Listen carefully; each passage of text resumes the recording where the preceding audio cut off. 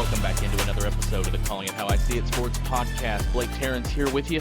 Appreciate y'all joining us. This one's not live, so you'll be catching it purely on the YouTubes and Spotifys of the world. And, sitting here on a Wednesday night watching the Royals get spanked for the second straight day by the Yankees. So instead, I'm going to be joined by my buddy Kyle Sullivan. We're going to talk Chiefs. We haven't done that for quite a while since I had Joshua Briscoe on right after the draft and Daniel Harms a couple weeks later to talk through the film. Kyle, I know you've listened to those and you've probably read your fair share of film. When we get Q and maybe another, guest from a publication on, we could talk a little bit more about the draft picks, but I think we've covered those at pretty good length. So I want to kind of delve into some other topics here. I want to start with one that could be pretty instrumental to the Chiefs' success this year. That's kind of be our theme for this whole podcast, is like what could possibly get the Chiefs back to their Super Bowl winning ways and try to go, start another quest for a three-peat. So let's start with this one. I keep, waiting on something to happen that is even going to give us some clarity on the Rashee Rice legal situation. So, we did this dance sort of last year, I feel like, where we had an underlying assumption he's going to be suspended. And then as the clock kept ticking, we realized, well, they don't typically do the legal stuff in season, especially not if they haven't done a suspension. They typically respect kind of that process. They're not going to pull a football player away from his team to go to a trial or to show up for court dates or whatever. So it's going to happen in the summertime. Well, last year it made some sense because we know the legal system is slow. And the incident with the car happened last April. So it made sense that nothing was going to be done by then. So it started to make sense he wouldn't be suspended. So we're like, okay, so next year, 2025 season. Well, unless I'm missing anything, which, if you saw something, Kyle, feel free. But I haven't seen any updates. Doesn't appear to be a whole lot of progress. I haven't seen a trial date scheduled. I know he's pleaded not guilty, so there probably will be a trial, but there's nothing going on there. We're running out of time. Training camp's a month away. Mandatory mini camps are next week as we sit here recording this on June 11th. Yeah, June 11th. What are you thinking, man? Is there a real chance that really might be 2+ years out? Like it might be 2026 before he faces any consequences? I think there's a real chance he may not get suspended this year either. I'd just like to first acknowledge, thank you for having me on. I didn't realize that, one bad series against the bottom-feeding Chicago White Sox and having it handed to us by the Yankees, that we're already going back to the days of 2018, 2019, 2020, 2014, where the Royals are so bad we just can't get to training. Or most of our childhood. I was going to say I could just say most of our lives that were, 2014 to maybe 2016 or 17, but yeah, pretty much. Yeah, so we're already grasping at straws looking for off-season storylines here, but yeah, it is just this odd situation. I think there was a lot of reporting early on that we knew it could take at least one season before it played out. And now we've got this injury lingering too. We haven't gotten too many reports on his readiness for the season health-wise from that standpoint. So I'm sure we'll get more. We're going to get some key figures at the podiums and in front of mics during off-season workouts, training camp, and that kind of thing. But it does just feel like a huge part of the off-season that hasn't been talked about or covered too much, for a guy that really kind of makes the offense go and will play such a big role in the offense. So I'm kind of antsy waiting to hear the news. I know I've seen numbers all over the place, but I think the most common I've anticipated is 4 to 8. I don't know if you read anything more recent than that. Yeah, that sounds about right. That it seems like in keeping with how the NFL, if he had, even this isn't relevant really anymore, but if it was a few years ago, if he'd smoked weed, we might as well consider him done for the year. But, hit and run car crash, being an idiot, So, yeah, I think that sounds about right. That was the other element of that, too. He's in a state where that's not legal. And if you're going to run, he could have at least not left the weed behind in the car. But he did do that. So, he didn't even get charged with the weed, did he? Honestly, I haven't seen the latest on all that. But there were 8 charges, but I think they were all, I think it was multiple charges of, causing bodily harm for reckless driving because there was multiple people that were injured in the car accident. But I don't think he was charged with any sort of I don't know, maybe you can pull that up, but I don't think he was charged with any sort of substance related crime. But Yeah, I could be. too many counts. Hopefully, like I said, he's learned from it. Like I'm not, not trying to make light of the situation or anything, but then there's the human element of it, and then the football element story of it too. So that's probably part of why it's been, I guess you could maybe say, undercovered. Is it's just the legal system's going to play itself out, and not much that the Chiefs or the NFL can do at this from this standpoint. So. I guess from the football standpoint, they just worry about getting him healthy and then just working with the hand that's dealt to him and the hand that he kind of, I guess you could say, really dealt himself, if we want to phrase it that way. But um, yeah, I Right. know Well, and you.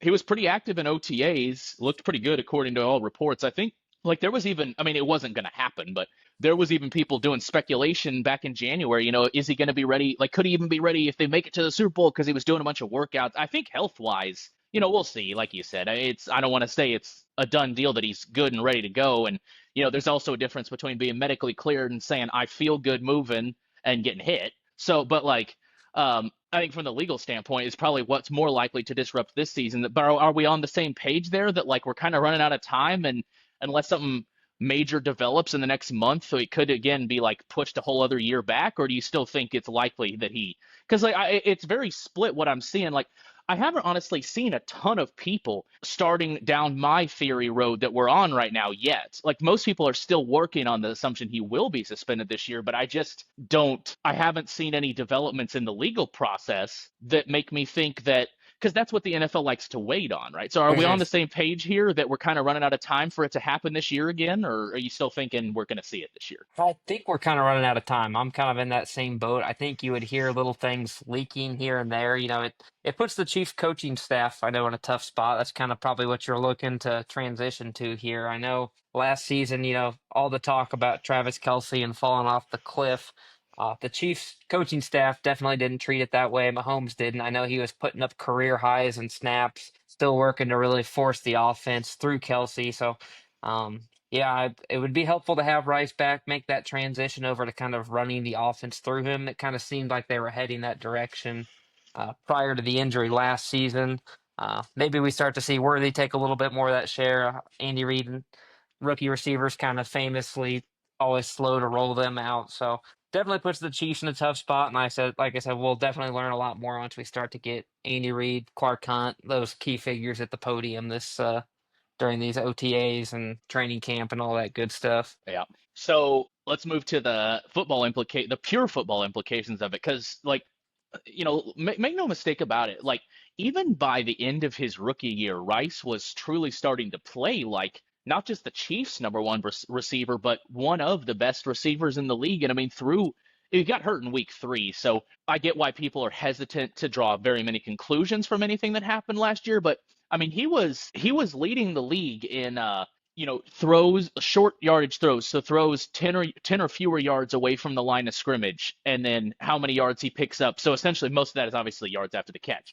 But he was leading the league when he got hurt through the first 2 and 3/4 games last year on yards gained on short yardage throws. Like he had really settled into a true niche role there, and then we saw it again at the end of the rookie season in the playoff run, and a little bit last year before he got hurt, that he was developing a bit of a full route tree. I think there's a real chance that if he is healthy and if he doesn't get suspended this year, that teams might start shifting the blanket, the constant double teams and the scheming their whole coverages around Travis Kelce over to Rashee Rice. You think we'll talk about the implications for Kelce in a second, but are we on the same page there? Do you think we might starting to see that? Because I think I'm decent at researching stats, but I get a little lost in the weeds when I try to get into like defenses responding. Like there are the stats and the analytics out there for it now, but I still sometimes need help synthesizing that stuff. So I can't really tell you how much defenses were shifting their focus, but I think there was some of that already. And based on the production and the rate of stats he was putting up, you think there's a chance that if he is healthy and available, that he might start getting the Kelce treatment that Kelce's gotten for years and years now? Yeah, I think it's definitely possible. Like you said, it seemed like the Chiefs were slowly heading in that direction a few weeks into the season. Part of making that happen, though, is the Chiefs have to make that, I think, a priority first, right? I know that there's a lot of jokes on Twitter about like calling him the new slant boy, picking up those yards after catch, running simple slants over and over again. Yep. That's because at the time a lot of the offense was still running through Travis Kelce. A lot of the targets were still going through there. Mahomes was looking for him on key downs. That said, not to poke fun of Sky Moore, a real polarizing topic I know for you, Quentin, and I, but Should have just kind known of you were going to find a way to bring his name up. for some context, though, Sky Moore, obviously someone that the Chiefs look to heavily try to feature in the offense in 2023, jokes Hmm. aside, ended up with just 244 yards receiving across 14 games. Rice, across the 3.5 games he played, I'm not sure how many snaps he got into for, had 288 yards. So just kind of interesting, how that, one person's sophomore season to another there. Uh, just the impact that he was having. I know at the time we joke about it now in hindsight, but in 2023 a lot of people with respected opinions who watch film had hopes and expectations for Sky Moore, that he had learned the offense, that Andy Reid was going to focus on him more, Mahomes was going to kind of make him a more integral part of the offense. So just a huge difference there between he and Rice and their sophomore seasons, if you will. So it's Oh yeah. definitely promising. And I even remember watching a couple of those early season games with Rice, thinking, man, it'd be scary to know what this offense would look like without him. And unfortunately, found that out pretty quick later on. Yep, sure did. Uh, so what about the Travis Kelce angle? Because I think he certainly has physically declined. There's no debate of that here. But I think the drop off we saw, particularly last year in, his like, because he was a yards after the catch monster for years as well. And, you know, he didn't really, like, he didn't get worse at catching passes. And, while his touchdowns were down, I think he still is an effective red zone weapon because of his size and his savvy and his ability to kind of find those spots and get wide open. I think though a lot of the decline in his production is like a twofold thing. It's like it is his physical decline, but it's also that especially once Rice got hurt last year, teams shifted back to treating him like, other teams I'm sure could see that he didn't have the speed and the athleticism he used to, but they still treated him with the same level of respect. If they start shifting that toward Rice, I think Kelce has more on his mind than his football production of when and if he'll retire. But I wonder if they do start doing that, if we might actually see a bit of a bounce back from Kelce. It could still be his last year. That's not really where I'm going with this. I'm just going from the impact on the Chiefs season this year. You seeing any of that? You think Kelce might actually be able to have a bit of a bounce back if he stops being treated like the central weapon? Yeah, I think it's relative to our expectations, right? I think back to the 2022 season. I don't know that that was his best career season, but that was definitely one of his better career seasons. And I Yeah, remember it's the 2020 first. was his best. Yeah, Yeah, 2022 though was the first post Tyreek Hill season. true. Yep, yep. Age 33, people were kind of waiting for that cliff, and he was still able to step up. All that focus on the offense truly running through him. There was, maybe this debate of what really made the offense go. Was it Tyreek Hill? Was it Travis Kelce? So the fact that he still was able to create separation, win underneath without Tyreek Hill, running sacrificial nine route or being a legit, deep threat. Yeah. Proved that. And so that kind of, I think he performed so far above expectations in that 2022 super efficient offense season. 2023 still, he showed a little bit of a drop off, but clearly still had something in the tank. I think everyone knew, kind of conserving for the postseason sort of thing. And so last year was just maybe a little sad for us Chiefs fans to see that drop off finally, as much as anything. But yeah, I think now with maybe expectations being a little lower, if we get Rice back, Worthy takes another step up. I think he could have a few games where, and Eddie Lane of KCSN was talking about this as well, kind of made the same point of it probably comes down to expectations a little bit, where you could have some games where he pops more if the defense does, because he still has it in those key moments. Maybe he gets up for the Bills regular season game here and there, the playoff games, where he still has the opportunity to pop if you're not asking him to be the number one receiver as a 36-year-old tight end. How much bounce back do you think he could have? Like, and again, if everything goes well with the receiver core, like you said, there's other guys besides Rice that would factor into that. Are we talking like, would a bounce back from last year if he starts getting more single coverage and stuff? Does he just bounce back to 2023? Like you said, 22 was kind of, 21 maybe was kind of like at somewhere in the middle because like 22, like you said, he got close to his career year of 2020, and then 19 was the year he turned 30, so that he played some of that season in his 20, so that doesn't even feel relevant to go back that far. So are we talking like a? I actually don't even have the exact stats in front of me, so that would probably help. But like are we talking like just bouncing back to 23 when he clearly had lost a step, but again he was still a key part of the offense? Are we talking like could he have one of the best years he's had in 3 or 4 years now? Like what do you think it could, how good could it be if all goes well in terms of health and availability of the receivers? I don't know that you want to measure this season by regular season stats or numbers, because 2023 he was That's able true. to, That's if a he good really point. wanted Yeah. to push for that 1,000-yard season, it was probably there Right. for him to be had. But I think, And he missed week 1 that year. That was yeah, the yeah. that was the knee hyperextension deal where the Kadarius Toney scored some points for the Lions, that whole deal. So Yeah, I think he's definitely, he came back to, try to win a Super Bowl, probably not end on that sour note, losing in that fashion. I think you want him just rounding into shape for the playoffs. I think that's probably the number one thing, keeping him healthy there. Just having him available as a threat you have to respect.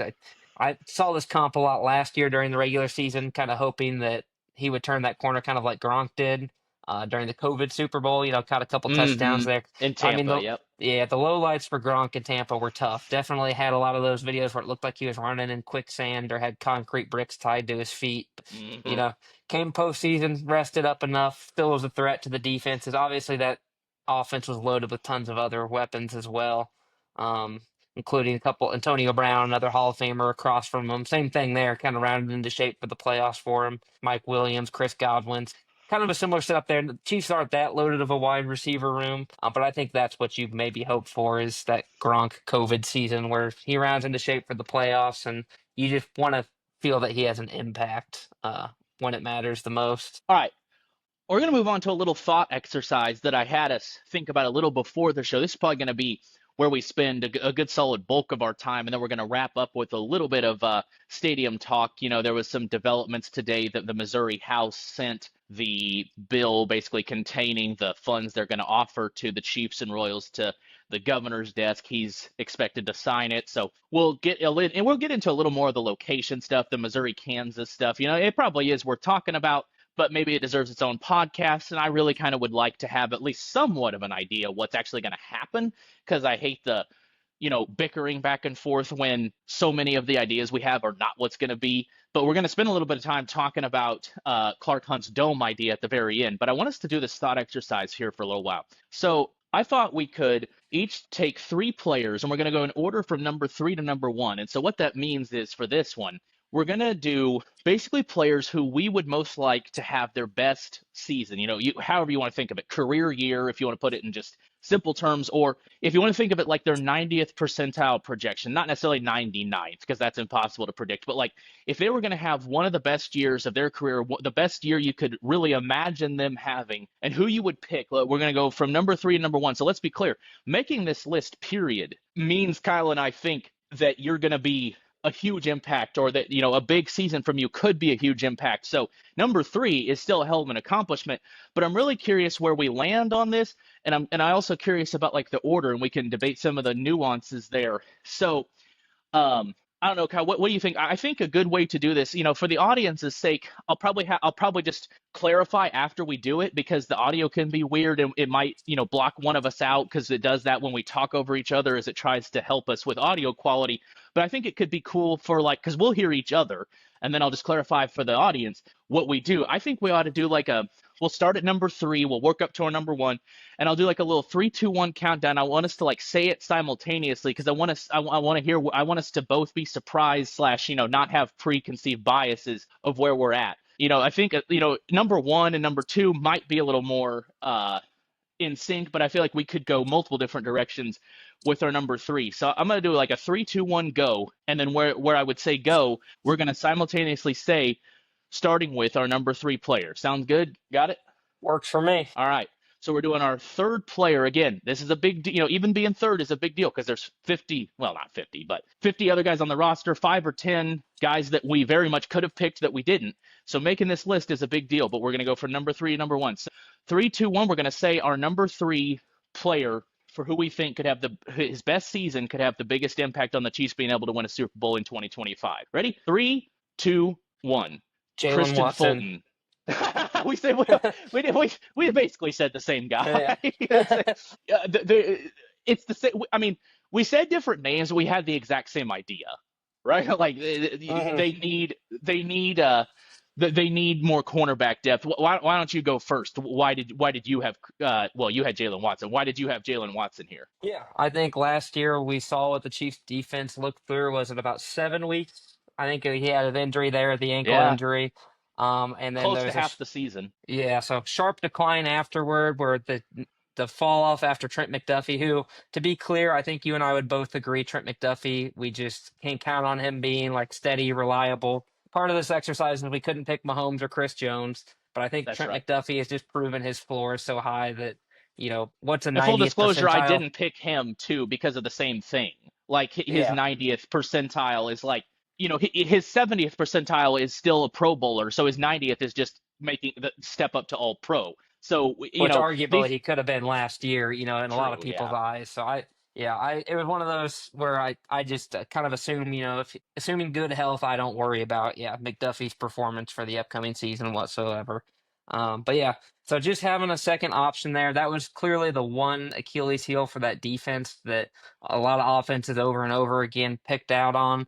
And then the other layer to this too is we have some new elements in the secondary there. I know Justin Reid's out, so there could be some early season adjustments there. He could have maybe gone the safety route as well. Just with turnover out there, that might be some. There could be some communication issues on the back end of the defense in general. So I think if Yeah, JD Jalen Hicks would have Watson been a can, return to form, that was kind of my thought there, just to at right, least have a yeah. base level of competence amongst your corners to Yep. help out with the secondary level. But I'll let you kind of go on. See, I'm sure you have a lot of the same thoughts, but Pretty much, yeah. So I picked Christian Fulton instead of Jalen Watts. Like it literally could have been either one of them. Uh, I picked Fulton because number one, because I feel like Watson last year's was a more serious injury. I think he broke his ankle. So like he honestly he probably returned slightly ahead of what a lot of people would have thought he did in terms of his turnaround. But first of all, I think I think he's had health issues before. Like, didn't he maybe have a concussion that knocked him out for a couple weeks in a prior year? So there's probably some natural injury risk to bake in with him. And then I just think, I mean, Christian Fulton's a second round pick in 2020. If you look at like say like the PFF grades, he's never been graded as like a top 30 corner in the league, but he's never been lower than like 50 or 60. So he's like Mhm. that steady Eddie, reliable boundary corner that's really smart in zone, very capable in man. So I think the upside's a little higher. So that's why I picked him because, Yeah, Jalen Watson seventh round is, pick. Yeah, so you yeah, argue yeah, you've maybe seen his 90th percentile already. that's exactly. Yep. And I think Fulton, but like to the broader point really is though, like I think the thing that we haven't talked about that's maybe the most important of this is whether it's Christian Fulton or Jalen Watson, really, it doesn't matter which one were to do the 90th percentile. It's just very important that they're both healthy and available and effective because they're both big, tall, outside corners. Now, Trent McDuffie, despite his size, is, when he plays on the outside, he's graded kind of again like where Fulton has been universally for his whole career, like as good, not great, like which is fine. As a slot cornerback, he's very possibly the best in the league. He's had games there he was great, like where he received the best cornerback grade in the NFL from Pro Football Focus when he spent most of his time in the slot. He is an absolutely elite slot corner. And so I get maybe the argument that like boundary corner is slightly more important on like the position spectrum. Like if you go from like, the one tech, the nose tackle is probably the least impactful to your number one corners the most on the defensive side of the ball. But I think if you have somebody who is elite at one skill and then good at the other, your biggest job regarding that player is to try to get other guys in and have enough guys available that he can do his elite thing so that the other guys can do the other role. Like you follow me? Like I Yeah, I think it's think was that the vital that they're both effective so that McDuffie can spend time in the slot. I think that was a big argument with L'Jarius Sneed having that Yep. trade, the Yep. year before was as much as like,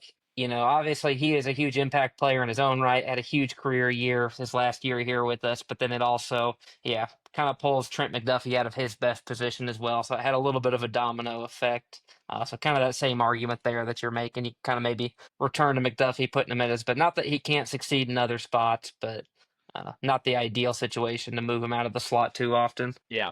Um, what I mean, I know you're not somebody who sits and watches a ton of film or gets super into non-star players, but like, do you think that could be like that's the reason? If I really had to sum up why I went Fulton over Watson, it's because I think his like best possible season could be what you got from L'Jarius Sneed in 2023. Yeah, I think your whole point too of him being a younger player, a second round pick, is probably what would make you win this argument here over me too. Is I guess I've seen it from Jalen Watson, have an idea of what it looks like, but some of that too might me just kind of I don't know, seeing the drop off more than his impact in a positive way. Oh Like you yeah. said, getting closer to having a L'Jarius Sneed level player. If you believe that's what his 90th percentile looks like, that might be a bit of a leap, but if you can't be ambitious in June, when can you be? Right. That's right. So yeah, a good clarification though too. They're like, yeah, you're not going to hear Chris Jones and Patrick Mahomes list because of course, if Patrick Mahomes has another MVP caliber season, the Chiefs are well on their way. If Chris Jones steps up and has another double-digit sack year, the defense is going to be on a whole other level. That goes without saying. So we're talking guys who, again, kind of for the same reason we didn't have Trent McDuffie on our lists because of course, if he has an All-Pro season, that's awesome, but we feel safe that he's at least going to be very good. So good clarification there, Kyle. So yeah, I think I don't know about you, but I have a pretty good idea, like roughly where we're gonna go with our number two and number ones. But there's gonna be a lot of debate to be had here about like the order of it and who specifically we pick. Before we spoil anything, I we'll move on to our number two. So I'll do the countdown again, and we'll say the guy that we have at the number two spot of who could have the biggest impact on the Chiefs winning another Super Bowl in 2025. Three, two, one. Xavier Jalen Worthy. Moore. Okay. So to clarify, in case we cut each other out there for the audience, I had Jalen Moore. He had Xavier Worthy.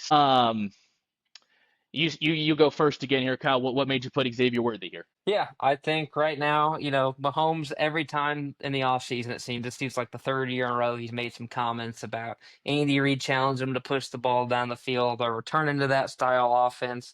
And it just seems like, 2022, super efficient season, but ever since then, we've been chasing guys that can find ways to win that aren't just underneath.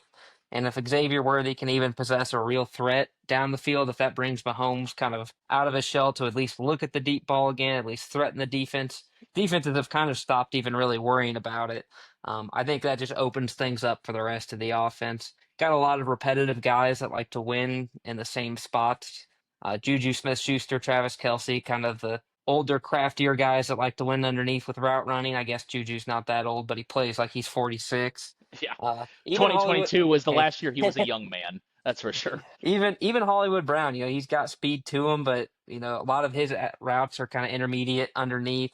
They Yep. tried to kind of get a boundary receiver with DeAndre Hopkins last year to win on the outside a little bit, not even just a deep threat, but just kind of outside the numbers a little bit. That didn't work. So it's Sky Moore, if you are a believer in Sky Moore, like Blake and Quentin for some reason, maybe that he can take a step up. I think most people believe he's going to be the best in the slot. So between Sky Moore, Hollywood Brown, Travis Kelce, all these guys that are trying to win in the same spot underneath, and if you can get Xavier Worthy in his 90th percentile season, maybe get shades of Deshaun Jackson back in the Philly days with Andy Reid and Chip Kelly, I think that's your dream scenario because you get a little bit of flashes of 2018 Mahomes, and the rest of the guys underneath can eat a little more too. So, well, you kind of mentioned like his 90th percentile being like blossoming into Deshaun Jackson, because I'm assuming you're having him up this high means that like you're like his 90th percentile season you're projecting, or his, I guess in his case it would almost kind of be more like his breakout season. uh you're factoring in that he would become more than just a deep threat, right? Like, which to be honest, he kind of already was last year, like because the deep ball was not really where he made his biggest hay until maybe the garbage time of the Philadelphia game. He kind of took over some of those Rice snaps. Um, but It was a similar situation where, we hear, and it was true for both, it was true for Rice as well, where Andy Reid slow plays these rookie receivers, but He was kind of forced into those key roles. Yeah, like And then the Rice other, was. and then I was kind of doing my 2 minute research here before the show too. There is a history of that where both of he had a slow roll season. Deshaun Jackson did the first season, and then seasons 2 and 3 really kind of broke out, shine, had Pro Bowl seasons there. So history too of that type of player kind of really breaking out in seasons 2 and 3 for Andy Reid. So obviously we're going a decade plus back to look Yeah. at that, Well, but didn't Devonta Smith kind of do that same timeline for Philadelphia? yeah, yeah. So it's I mean I'm thinking specifically Andy Reid, era player too, that kind of thing. Right, So right. that's kind of where I'm really drawing that from. That said, I think Deshaun Jackson also had a Tyreek better Hill, had a he better broke out rookie probably his season. second or third year. Yeah, yeah. They were So, still kind of using him in that running back gadget role as a rookie, mhm. and then they looked got him in enough practices and then said, "Oh, this guy's probably an all-pro receiver. We should probably stop using him like a running back." So I guess like to follow up on that, like, again, like because we're talking best case scenarios here. So like obviously his 90% projectile, whatever, his breakout season would have to include him being a complete receiver. I guess if we're talking more in the realms of like reasonable expectations, like again, like there is some evidence that he can already be more of a deep threat. But obviously, a lot of that was, like you said, forced on him. The Chiefs, it was not their plan A. Do you think that there's a realistic shot that, like, if the receiver core is intact, like that Worthy is, like that he's able to be on the Hollywood Brown level on the intermediate stuff, that he's still as effective as he was, like taking shorter throws, like with Rice and Brown there to do those reps they're expected to do, like do you think it's realistic that Worthy is, a complete receiver if he's not forced into it? Do you think we're going to see that? I think that probably depends on the Rashee Rice situation we were talking about earlier, because I think a lot of those snaps are going to go toward him, and truly that's probably who they're running the offense through if he's healthy and available, and there's no suspension this season. But yeah, I could see them trying to develop into that more complete role if Rice ends up unavailable during that part of the season.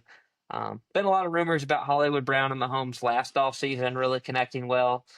Just have less kind of game proof of that happening so far. So Well, you're and really Hollywood kind of, Brown's just a walking injury. I mean, we talked yeah. about Jalen Watson having to bake in injury risk. I mean, like last year And it's was not like it Hollywood sucked, Brown but hasn't.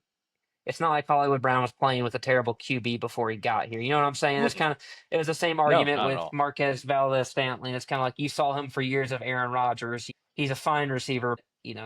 I thought anyone who had hopes that he was going to take some magical step with Mahomes, that some extra level was going to get unlocked, was a little bit ambitious. Well, yeah, you would need him. You would need there to be evidence that Mahomes could, like, Mahomes on any given day can be the best quarterback in the league, but there's not a whole lot of room to jump from like second to first, like because Rodgers was still in his MVP years when MVS was in Green Bay. So Mhm. yeah, it's a good point. Like, um, so I guess I'll go down my path here. I have a feeling that whether it's him or somebody else that we might just have our number two and number one flip flopped here. I Yeah. had Jalen Moore at number two, as I said a minute ago. For me, it's just like it's about like setting a bar of competence, right? Because like now, let me be clear here too. There's also part of this that is like his 90th percentile. First of all, I don't think Jalen Moore's 90th percentile season is gonna be like an all pro left tackle or even probably a pro bowler. Like I think Jalen Moore he was the security blanket brought in for them to hopefully, and they did, land a longer term project they think can be really good in Josh Simmons. And so, you could go either way there, but like they didn't give him $15 million this year and guarantee him 21, a max of 30 to just be like, yeah, just be available in case it all, in case like he's plan A. Like I still think Yeah. there's a lot of there's been a lot of people that like because of how good Josh Simmons was in college and how good he looks, like there's a lot of people going like, oh, like that's now Jalen Moore could like bump Juwan Taylor out of right tackle, or if Taylor's playing well, like maybe Jalen Moore is just like one of the best backup swing tackles in the game. And I'm like, they didn't give a guy eight figures to hope he doesn't play. And if they did, that's dumb. Yeah, I mean that I'm like not. Yeah, I agree. I think contracts, whether right or wrong, do impact. If a guy plays or not. Um, I guess if there was, if I had one quibble with that argument, again, it's not like a hill I'm dying on. You can probably guess who my number one is as I say this here. Is yeah. I think that they they had to pay him that much because they just couldn't get caught with their pants down again in the Super Bowl trying to play guards at tackle. Right. They you can't go into the draft expecting someone to be there at 30 or for certain trade partners to be available. There just aren't a lot of like great targets for right and left tackle for teams. If you don't draft one, it's just really hard to acquire one. So I think they had to do what they had to do to when they signed him, Jalen Moore. And so that would be the one thing is like I don't know that they were left with a lot of options, but I agree. I think I don't know. I go back and forth. Regardless of what happens in camp, I think he's probably going to start no matter what. But we'll see how things play out.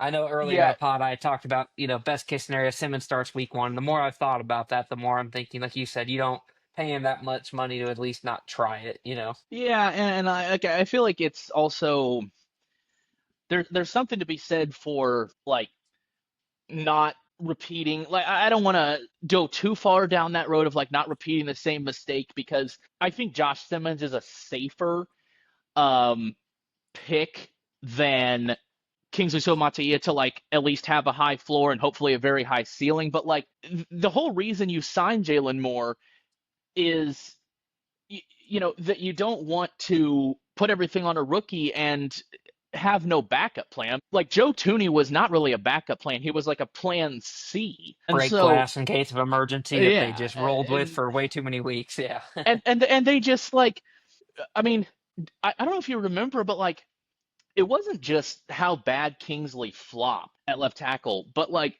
he kind of got handed the job on a silver platter last year. So there's like the element of putting too much on a rookie, but like he got the overwhelming majority of reps with the number ones at left tackle in training camp.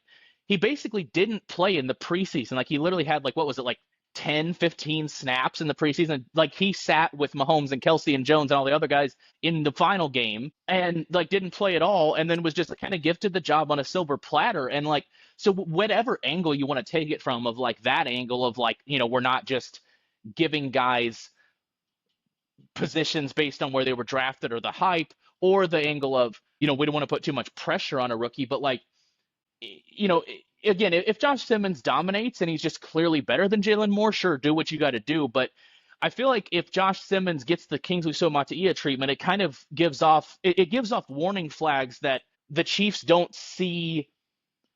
Like I think it's important the Chiefs see what happened last year as like this cannot happen again. Like that was a complete and utter fart noise. And if Yeah. they and if they don't, if Josh Simmons gets the inside track right away again, it seems like they're repeating their own history. Yeah, and I mean it's one of those things too. We won't get too far into that. We're gonna probably repeat a lot of our points here at the top one, but I mean you're telling me I can get 90th percentile, at one of the tackle positions. When's the last time we felt even somewhat okay about both tackles? We didn't even know what COVID-19 was yet. That's how long it's kind Yeah, of. That's that's how right. long it's been. So, even looking back, it's kind of like in hindsight, we probably should have even paid Orlando Brown, eaten a little bit of crow. I don't know that would have made you feel a ton better, even though you're really kind of, I don't know, maybe reaching there on that. But long way of saying that, yeah, I think Chiefs fans everywhere are just kind of craving some consistency and stability there at that position. So That's the key quite the, word, stability. yes.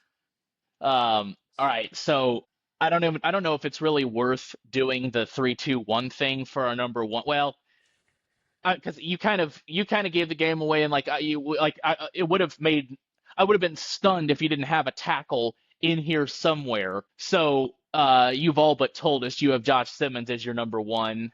Um, is that correct? That's correct. Yep. Yeah, and so I have Rashee Rice. Um, I'll go first here because the reason I put receiver over tackle is because I think I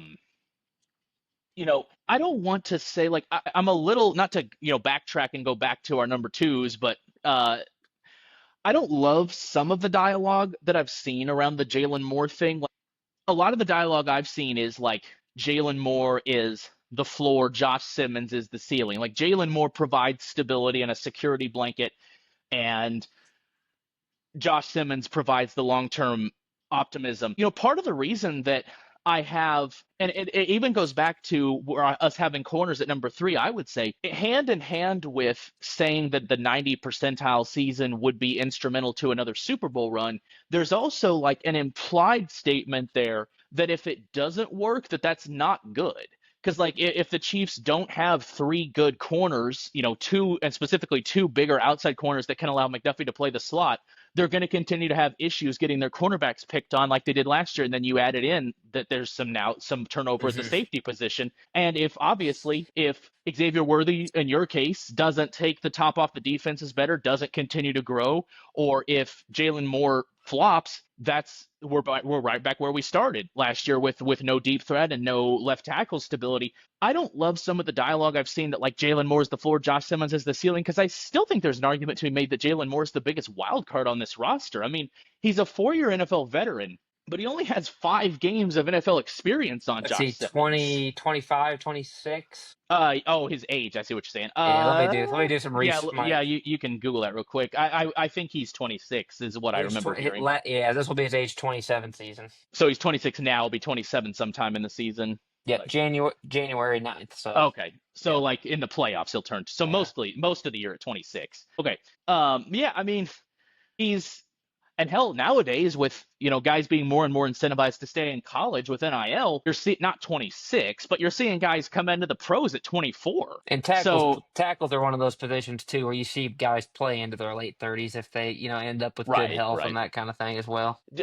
What do you think though? Like, but before, like, I'll let you do your Josh Simmons thing here in a second. But I'm kind of curious where you think on that because like I'm a little. I mean, that's the ideal scenario, right? Where like Jalen Moore stabilizes the position, Josh Simmons brings a new future to the position. But I don't love the certainty with which I feel like I hear people talking about, like, okay. Jalen Moore prevents it from being a complete shit show again. Josh Simmons provides the long-term future. Like there's still a possibility that they're right back where they started with even with all the movement they've done. Are you on the same like we're on the same page there with the corners and with your Xavier Worthy thing? Do you have that same thing with Jalen Moore or like just the left tackle situation in general that like there's still a lot of variance there in what could happen, or do you feel stable now just because they're both here? Yeah, I think it's still a little bit of instability, because whether it's Josh Simmons' health, like what kind of impact he's gonna have. Maybe there's a learning curve, maybe there's not. Like you said, Jalen Moore, a little bit of an unknown. Is Jalen Moore, is this effectively a 1-year deal where they can get out of it afterwards? Pretty much. I mean, there would be a bit of a dead cap hit, but he's cheaper to cut than keep. Yeah, in the Yeah, second and year. and So. same, and I've seen that too. Is that correct with Jawan Taylor as well? That this, Oh well, if Jawan they, Taylor, they're not keeping him on his current that's what, contract because he'd yeah. have like a 30-some million dollar cap hit, and they'd save over 20 million by cutting him. So the only way he would stay here past this year is they'd have to restructure slash re-sign him.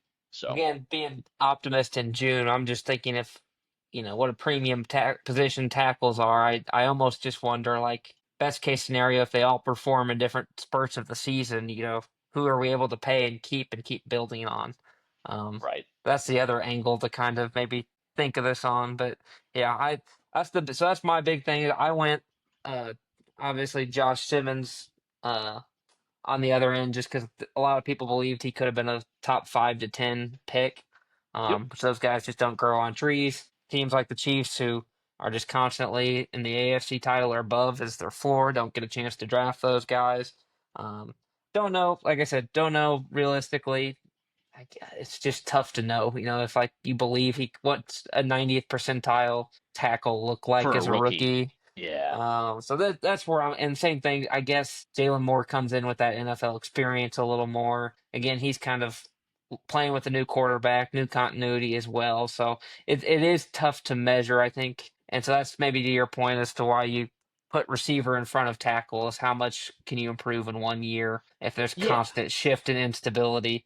Um, so that, yeah. but that, Because go ahead. yeah, go ahead. No, you're good. You're good. Well, like if we were doing like if we were going like big picture, like moving forward, if the question were more like you know, who's the most important player on this year's roster who could help Patrick Mahomes get to Tom Brady or close level of Super Bowls, well, then Josh Simmons would be number one on our list by a country mile, and there would be no conversation to have, right? Mhm. Like, because like if you're talking like whose 90th percentile projection long term could help the Chiefs get to the Patriots level and Mahomes get to Brady's level, I mean, having a shutdown left tackle is maybe the greatest gift you can give any quarterback.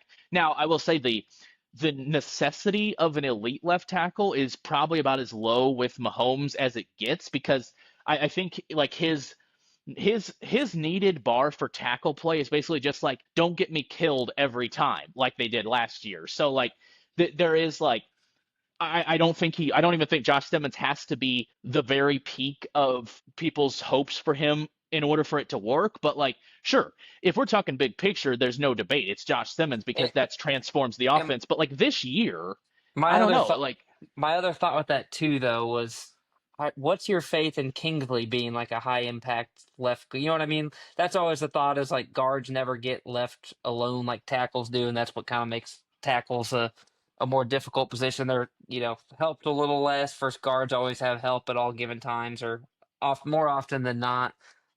It's like I just don't know. Kingsley at guard still maybe feels like a little bit of an experiment as well. First, yeah, like you've seen rookie tackles, be pretty competent and solid, even if they're not all pro players as rookies. So I guess that's where that comes from. I don't know what to make of Kingsley at guard. You feel better about it there than out at tackle, obviously, but I don't know what to make of that. I guess we'll learn here. We'll learn pretty quick. yeah, and I mean honestly, you're right. We could add Kingsley into the discussion of like that. I don't love the conversations of okay. Jalen Moore gives us the stability we needed, We and then just Josh Simmons assume is the guy Kingsley, to yeah. dream on. Yeah, and then like there's also baked into that like Kingsley, because first of all, I think rookie seasons can be mulligans. So there's just so much high variance there. Like, I don't think it's out of the realm of possibility that Kingsley could still be a tackle. I don't know about left, but also like left and right is like becoming less and less. Like, left tackle isn't, much more important than right tackle as much as it used to be. Like, they're both very Hmm. important. So, like, I don't even think it's out of the realm of possibility that Kingsley still could be a tackle in the future. But what's the worst case scenario? Well, the worst case scenario is he's just not good. And like the guard thing, I mean, I don't think it can hurt the team as badly if he fails there as it did when he's just getting whipped by Trey Hendrickson and like literally panicking on the field. But like it could go spectacularly wrong. And like, kind of like I said about how Mahomes doesn't I'm need, thinking of Lucas Niang, like off the top of my head, as like a guy we yeah, just kind of assumed like, oh, he's going to take a step in a different position, or give him another. Obviously, that's a different scenario. He took a whole year off with COVID, but that's the shades of what I worry about a little bit. Where you just kind of talk yourself into assuming like, oh, I trust Brett Veach and Andy Reid to know offensive line talent, and they'll turn it around and be competent eventually, and then you just assume they're going to be a part of the picture, and they never work their way into it. well, and not only that, like not only is it fair for our confidence to be shaken after what happened, but there's also the element too to add in that like part of what made it at least part of what kept the ship from completely sinking last year, because we talk about last year as like and it was the worst offensive season the Chiefs have had, but obviously it didn't sink their ship. But a big reason for that is as bad as the left tackle position was, you had the whole interior three just rock solid. Like we love Creed Humphrey and Trey Smith because they're homegrown guys, but at least at his peak, Joe Tooney was better than both of those guys. Hmm. Like he provide like the interior was just such a stabilizing force that they could even help out the tackles a little bit at times. And Joe Tooney was kind of your again not even really your plan B, but like your tourniquet solution. Like he was what you kept you from completely hemorrhaging and bleeding out We on the kind of field at left tackle. Yeah, And we you don't kind of even have lumped. that anymore. So not only are you more vulnerable at guard now by depending on a new guy to do it, but like, you know, I don't think anybody is thinking like, well, if Jalen Moore's bad, if Josh Simmons is hurt, whatever, at least Kingsley can do it again. Well, I don't think anybody's saying that. So like there's much more risk and variance, honestly. Like I believe very strongly the ceiling has been raised for this offensive line, but honestly the floor might be lower. Yeah, we kind of lump, Joe Tooney in with Creed Humphrey and Trey Smith, and I think, those two, Creed Humphrey and Joe Tooney, are on a different level than Trey Smith. Yeah, yeah. Obviously, paying Trey Smith, I Especially in don't have. pass pro. I don't have an issue with it, and there's arguments of maybe it's the kind of style of offense that the Chiefs run. You want to stabilize what you know, and that was a way for the Chiefs to do that. So I have no issues with them paying Trey Smith. But yeah, that's another thing to just kind of we can just kind of set it and forget it and kind of lump them all as one. But um, yeah, but unfortunately, we're just so focused on tackles. Like I said, it was pre us even knowing what COVID-19 was when we last felt good about it, to the point where didn't care what the interior looked like if your tackles are so bad as a floor Well, yeah, and I mean, like we saw last year, like or a the basement, I the, should say. yeah, like the Chiefs, when they had solid tackles and no interior, right? Like in that Yeah, in the 2018 and 19 seasons, I mean, they were trotting out Austin Ryder. I guess technically they had Mitch Morse in 2018, but he missed a good chunk of that year too. So like they're trying out Austin Ryder and kind of doing the same thing they did at left tackle for a couple years with like Donovan Smith, where they're rotating retreads in at the guard positions, like Kelechi Osemele and who is the well, Andrew Wiley was kind of like he was a swing man. He played I think he played literally every position except center in his time Cam here. Irving, that's who I'm Cam thinking of. Irving, I was yep, good. that's That's another who one. I Yeah. was. Yeah, So like and he even kind of did the Joe Tooney Kingsley thing where like he tried to yeah. kick out to left tackle when there were injuries. That was a total cluster. But yeah, like I mean, but in those days when Fisher and Schwartz stabilized the tackle positions, the interior guys were objectively not good. But the Chiefs were a better offense than last year and the last 2 years, you could even say, because Donovan Smith wasn't that great either at Yeah. left tackle. Like they were a better offense when they had good tackles and a poor interior than the other way around. So I think you're right. I mean, tackle is king. All right, so I want to talk a little bit about me having Rashee Rice at number one here. Obviously, I wouldn't have put him here if I didn't have this underlying assumption or this feeling that he's not going to face a suspension this year, and I'm also betting that his health. But I think betting that his health will be back mostly, that like maybe he'll just need to shake extra rust off compared to other guys in training camp. I think that's a fair thing to say given how early he got hurt.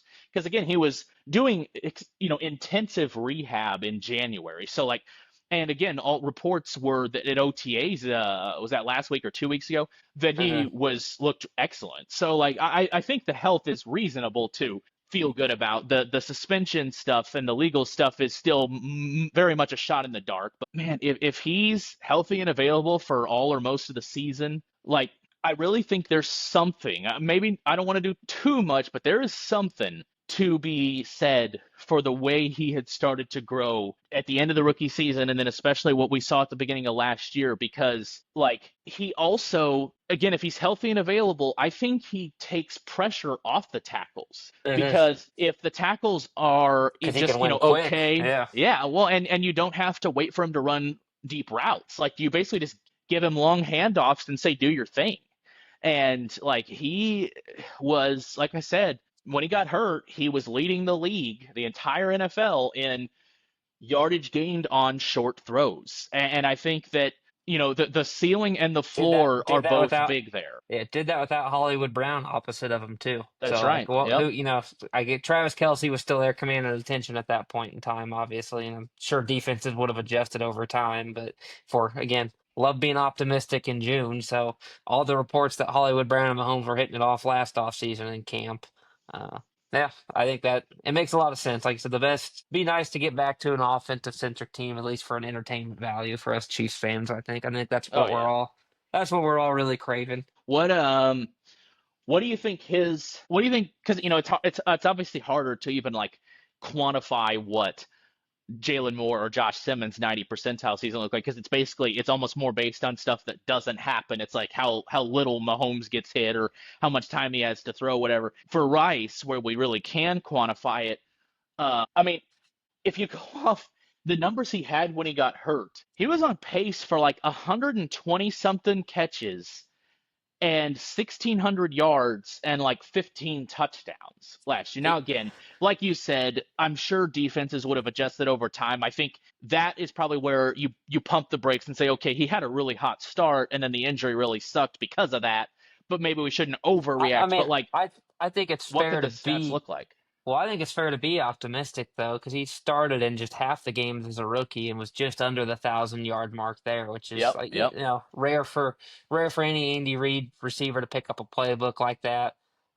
It's just the unknown, like you said, of kind of getting back to health and offense or defense is probably knowing, assuming he comes out, hits the ground running 2 to 3 weeks in, they're probably going to find out pretty quick this is who the guy they want to run the offense through. But I definitely think, clearing that 1,000 yard mark, just as kind of, it's a big measuring stick for a lot of receivers. I know we like to use Yeah, a lot. I think that that's just probably the floor of a 90th percentile season for him. Would you say? yeah, yeah, Good yeah. health, clean slate, suspension wise, uh, all that good stuff there. I think that makes sense. Do you think like because now again like especially in the rookie season playoff run in the second Super Bowl of the three-peat quest, he was doing a full receiver route trim and he was doing timing routes downfield with Mahomes. I especially remember in the Arctic game, the Dolphins game, I mean, Hmm. there were multiple plays where they connected on plays that were reminiscent of the Hill Kelce prime days.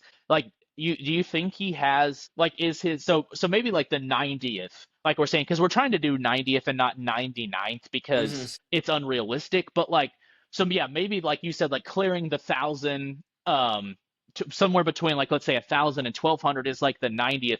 Do you think that is more because he specializes in shorter throws and relies so much on yards after the catch? Do you think that is also like simultaneously very possible in a 90th way, but like also could be his true ceiling, like 99th? Or do you think it's really possible that like he could get to those like not just number one for the Chiefs, not just really good. Like, do you think he does have those types, the ridiculous stats in him that he was on pace for to be like one of the best in the NFL? Do you think that's on the table? Just feel like it's hard for me to really like I'm just going across the whole Andy Reid era, and it's like a lot, and even back to Philly, he's a lot of, I mean, he had T.O. there for a while, and then like we mentioned Deshaun Jackson Jackson, earlier, yeah. but I feel like most of the Chiefs era has been like some pretty solid wide receiver play and then just Hall of Famer Tyreek Hill. So just trying to find like anything in between that is kind of difficult for me. Is that, you kind of know what I'm saying? Like, Yeah, yeah.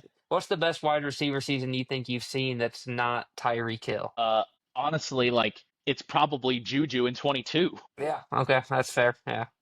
But that's Maybe just maybe Sammy Watkins' first year when he was playing with Hill in yeah. 2018. Yeah, I it's actually would be curious what the differences in stats were because didn't Juju get real close to 1,000 in 2022 also? you're gonna make me do some on-show research here. Let's see what I can dig up for us. Because yeah, I mean your point is very true though that like like Hall of Famer Tyreek Hill and Travis like because Kelce, especially it was 2020 Nine I think nine right where he hundred had yeah, 933 yards for Juju in 2022, 16 games, and Rice in 2023 had 938 yards. so basically yeah the same.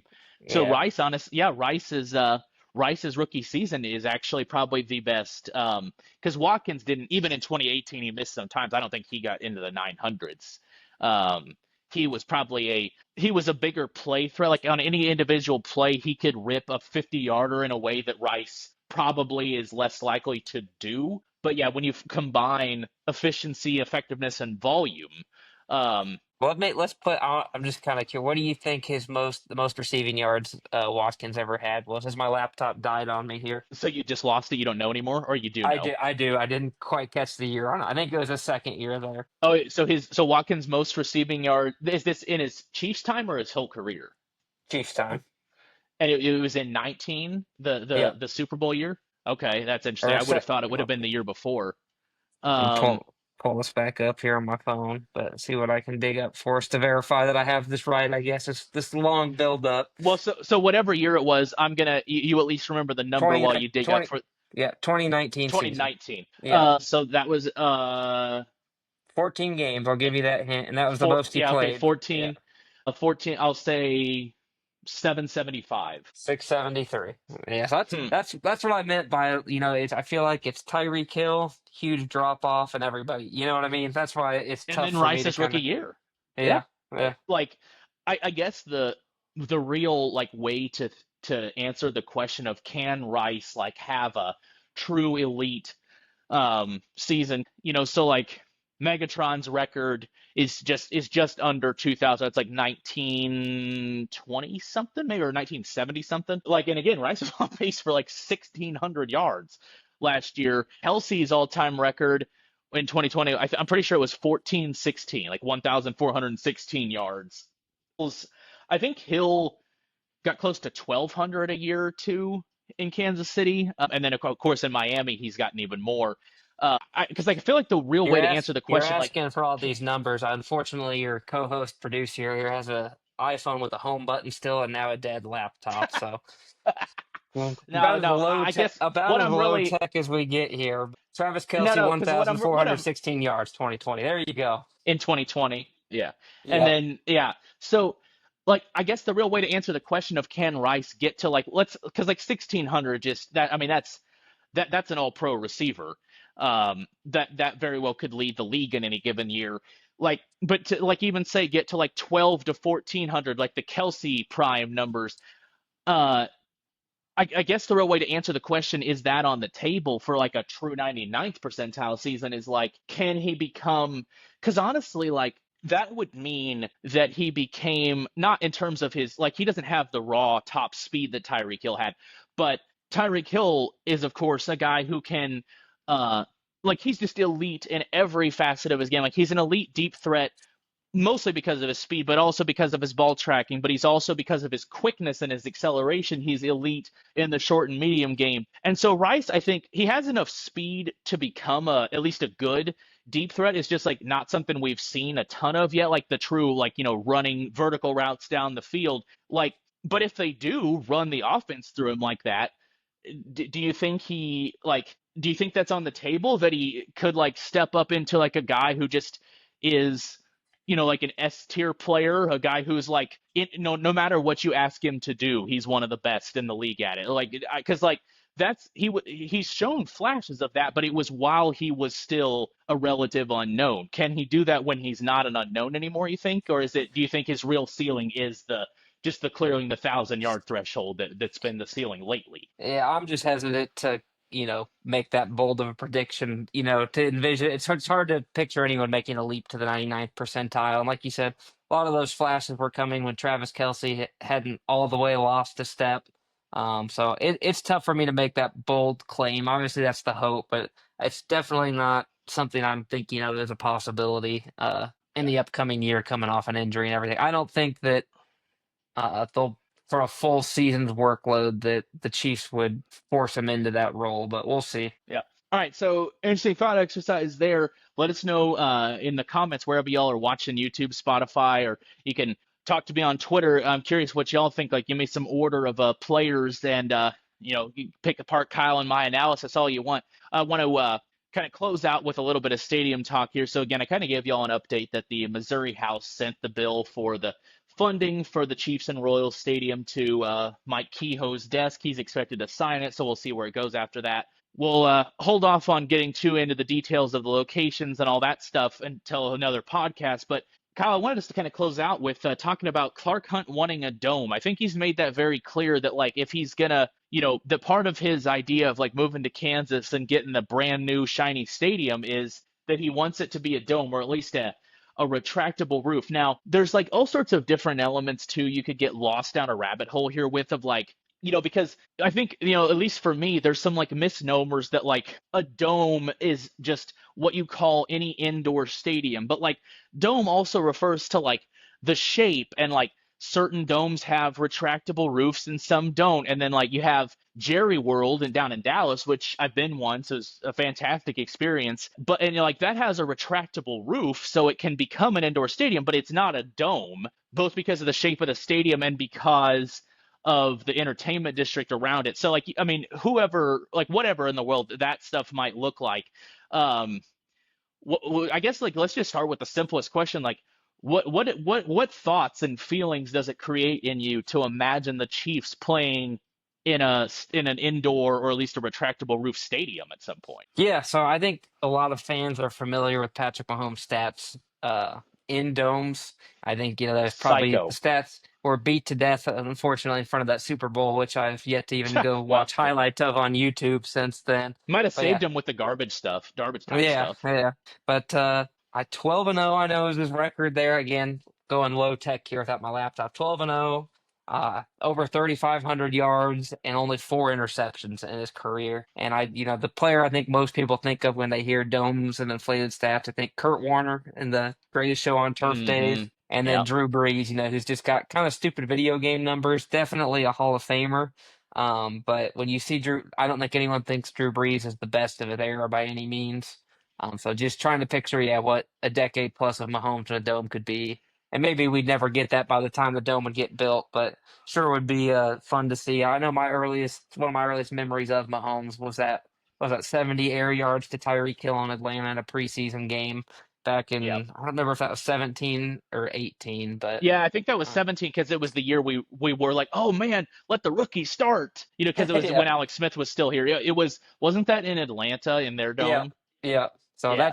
that's definitely my earliest Mahomes. Still, I mean, it's that image is burned into my mind in a good way there. So, Oh yeah. it'd be a lot of fun. Yeah, like a lot of other ways, like you said, we could get down that rabbit hole. But I think if they ever did move out of Casey Mo, I think he'd be pushing for the retractable roof. What about just like that's, from the Chiefs and the Mahomes there, which you made a good point there too, though. Like by the time, even if it does happen that way, by the time it gets built, like Mahomes would be, because like I don't think they're very likely to move out of Arrowhead long before the lease is up in 2031. Like they might move out a year or two early, but like even if let's say, let's say Kansas sweeps up the Chiefs and gives them everything they want. I don't think we're seeing that before like 2029, 2030. Do you? So like you're making a good point that like it could be at the tail end of Mahomes' career, or at least only 3 or 4 years, something like that, because he'd be like 34, 35 by then. So as would we, you know, I just my We're depression both kicked young. in. We're both young men, sub 30. Yeah, for a little bit. Oh, what about just like from a pure fan perspective or like the way you watch football? The Mahomes point is valid, but like do you there's a lot of passion, we'll say, on social media about like football is not a dome sport, it's sacrilegious, just like that's not what Kansas City is, which, everybody's a tough guy behind their Yeah. keyboard, but do you what do you feel just as a fan from the perspective of indoor, outdoor, whatever? So I feel two different ways about this. On one hand, I agree with the fans. I love a good snow game, love a good rain game, love a good freezing cold game. On the other hand, I'm not a cold shamer. You could not have paid me to go to that Dolphins game where it was sub 30, where you pull the beers and the water out of the fridge and then Sub they freeze 30, it was sub instantly. zero. Whatever, yeah, yeah, sub 30. Might as well be the same thing there. But Yeah. isn't that when it's 30 below though? Isn't that not sub The 30? wind But I believe chill, it ended the up the being, wind yeah. chill was damn near 30 below. Yeah. Yeah, so I People losing understand both sides of it. toes. I do believe the Chiefs want that. If you can get the taxpayers to cover that or the state to cover that, you can definitely charge more for those winter games. It just increases the ticket demand. I know a lot of Chiefs fans, who hadn't kind of gotten priced out of games years back, were able to get in for a playoff game, which was kind of fun to see. Tickets dropping for a playoff game to 20, 30, $40. But that's really what the Chiefs are probably looking for there is just being able to charge a few more for those winter games and the playoff games is only going to increase the demand. A new stadium in general, I think, would, but So what's your second way? Like you said, there's two ways you feel about like one way is that you like that I you like the weather, but you support it from the standpoint of avoiding the weather, or like were those your two ways that the weather is cool, but you also so want from a protection? purely as a fan standpoint, I like the weather elements and the randomness that provides to a football game. Obviously, as Chiefs fans right now, it's not always you don't want that random factor because you feel like you have the better team. You don't want to add Right, right. variability. More often than not, you feel like you're the better team. But that said, as a fan actually attending a game, way more likely to go in a dome or a cover. Once you start dipping below 35, 40, it's pretty hard to drag me out to a game these days. So like not like so like obviously like when it's negative temperatures with well below, like well into double digits wind chill, like even I would have a hard time. Like you could probably talk me into it for cheap enough, but like so even like 22 degrees with little to no wind, you're going to be reluctant. Is Yeah, that I what mean, if you, yeah, it depends on. I'd have to look at the price, but you're talking paying for parking, $12 beers, getting caught in traffic afterward, missing the NFL red zone games during the day. It's a little bit of a tougher sell. You're not really getting the full tailgate experience because you don't want to be out there for 4 hours before kickoff. So it's a tough. I wouldn't say never in those 20-degree temps, but definitely a tougher sell. What about we'll wrap up with this one, like from I think a big like I think you and I could have, and again maybe we should save the bulk of this for its own podcast, but we can tease it here. It, I think there's a lot beyond even the football stuff we've talked about and the fan experience for why it's good to have this as an option, because I think it brings a new sense of novelty to Kansas City, and I think it like opens them up. Like, I think people take sometimes my like because I've talked about this on Twitter too, literally, and like people are like, you can't just assume they're going to get a Super Bowl because they build this new stadium, or like that the Final Four is just going to be calling them as soon as they do it. But like right now, the chances of them getting a Super Bowl and a Final Four are basically zero. They become above zero if you do something like this. I That's think my perspective on this. I think that's all a lie. We again, there could be a future. Maybe it's a future podcast here, but Yeah. I mean, we talk about Dallas being in a warmer climate, a way bigger media market, a facility that at best the Chiefs can match. The 10 plus years they've hosted one Super Bowl. There's a reason that they cycle the same cities of Tampa, New Orleans. A lot of reports after 2017 when they hosted it in Minneapolis that the owners just never wanted to go to a cold weather city again. Even with that brand new stadium, I think New York's probably your only city that's going to get a chance at getting it. I just don't know of many. There's just not very many stadium tour events, that are out there, and I don't know very many that we miss here in Kansas City. Morgan Wallen, Taylor Swift, Beyonce. I think what was it? Billy Joel and Stevie Nicks were out here. I just don't know the And last. Arrowhead, yeah, yep. Yeah, I just don't know the last big stadium marquee event that this city missed from not having a dome. So you just talked about like the NFL owners wouldn't be that motivated to move to the Super Bowl. What about the Final Four and the national championship game? think that's still a little tough without an entertainment district if you're in that area. I guess if you move it closer, that's a little more of a possibility. Funny enough, Kemper Arena hosted the Final Four back in 1988. I think they hosted a Yeah. Republican National Convention back in the day there at Kemper Arena too. Oh, hey, well, Funny there how you go. That's funny how why we built times the dome. change. We want a republic. We want an RNC. We Let's won't get too go. deep. We won't get too deep into that, but Clark probably wouldn't be too He would upset love about it. that. Yeah, hey man, be good for the economy, politics aside, I guess. Right, good for the Oh local boy. economy. But yeah, getting the World Cup. We got World Cup games here. I think we're the only like Midwest city outside of Chicago to get World Cup games. I just don't think we're missing out on a lot by not having a dome as is. So I think that's a tough sell to act like you're just going to get a lot more economic impact from it, in my opinion. Well, like you said, there's a lot more we could delve into there, but now that we brought up the Republican National Convention, I think we're ready. I think we're done. I think Yeah, this is why I don't come on the pod more often. We're running an hour plus on a Chiefs offseason podcast in June. This is why we've had to dive deeper into the bag, get some bigger guests out here. I mean, and let's be honest, I have some responsibility in that too, because I've had guests tell me like multiple times where they've looked at my podcasts and they're like, "Hey, by the way, no offense, but I'm not doing an hour and a half."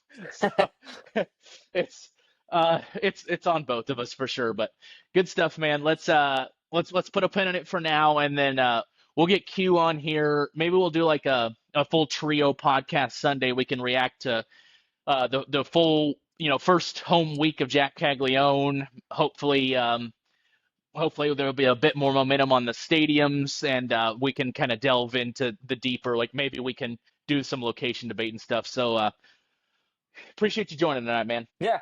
Thank you for having me on, and thanks for all who survived this hour and a half long podcast about Chiefs June offseason talk. Let's go. We'll be back soon on the Calling It How I See It Sports Pod.